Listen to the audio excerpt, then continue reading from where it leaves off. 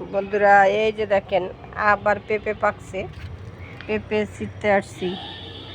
এই যে মাশাআল্লাহ পাইকার এসে লাল হইয়া। এই যে আরো একটা, বিসমিল্লাহ। এই যে আরো আছে, দেখাই আপনাদের, দেখেন এই যে আরেকটা। বিসমিল্লাহ।